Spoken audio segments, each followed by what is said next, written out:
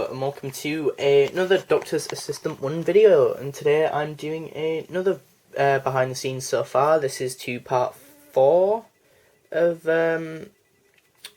part 4 of Thunder. Very interesting development on this part. If you haven't seen this part already, part 4, I don't recommend you watch this video because it will obviously be an overview of what just happened and whatnot. Yes, the Doctor is unconscious. He is on the floor, and yes, Thor is going to kill Alex, or what's going to happen anyway. Maybe in part 5, you'll have to wait and see. This is the hospital, or this is like the outside bit of the hospital. Alex is possessed by the blue crystal thing, and the Doctor is fascinated to learn that it is not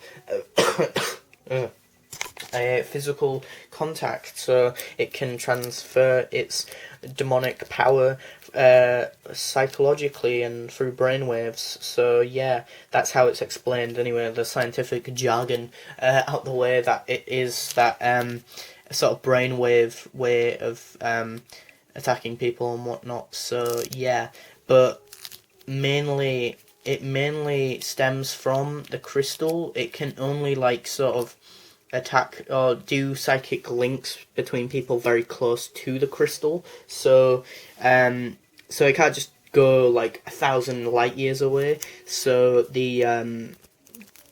so if you were thinking, oh okay, then how come earlier when they were like, how are we going to destroy the crystal, or how are we going to get rid of this sort of predicament, solve the predicament that is this crystal, this blue crystal? Well, I'll just, Thor said, oh, okay, I'll just destroy it. Well, then it could just kind of, just telepathically go to anyone else and that. But the thing is, like, it can't do that if it's destroyed, like the physical thing's destroyed, or, again, if it's like encased in a certain particular thing, then it can't do that. But it can if it's if it's sort of free, and if it is still physically there, then it can still kind of escape from that capsule and kind of latch on to someone else.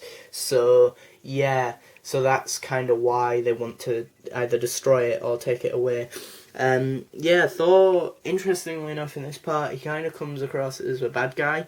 You might think that he is, he might not be, I don't know. I'm just trying to make him as sort of a fleshed out character, not just one-dimensional, oh, okay, Doctor, I will help you.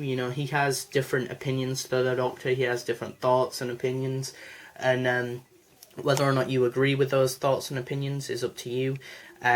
He, as he says, is kind of upset about the fact that his brother has put this gem on here. So Loki put the gem on Earth. It just so happens that the Doctor and Alex are in the crosshairs, really. So it's quite interesting, because this one, I feel like, with this sort of story, just generally, it feels like the Doctor is sort of like a casualty in this sort of story, whereas most of the time, the people like Thor, or other just generally people, like, of any species, so Asgardians, I don't know, people from Gallifrey, people from Earth, people from I don't know, like Metabolus 3, all those different places, usually the people there are usually the aftermath of, or like die or are unconscious because of the aftermath of the Doctor, whereas this one, this time it's sort of Thor's actions, and the aftermath of that leads the Doctor to be unconscious and Alex to be possessed and maybe killed,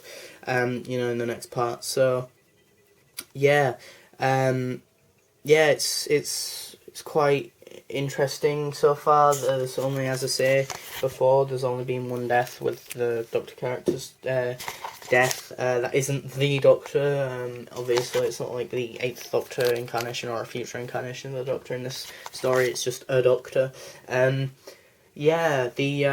I don't want this one to have any sort of threads to a later episode, so this one might feel like it's just very disjointed from the rest. There's no mention of judgment or you misjudging anyone or anything like that, sort of. You could say that the Doctor has misjudged Thor, though, in the fact that he, Thor is sort of upset that his brother's done this, you know, and I guess the Doctor don't really understand that since he doesn't have a brother really, but he tries to be sympathetic to Thor and whatnot, and that didn't really work out, but unfortunately, but yeah, you'll just have to wait and see the next part to find out what happens in the conclusion episode, which is part 5. So part 5's the last part to Thunder.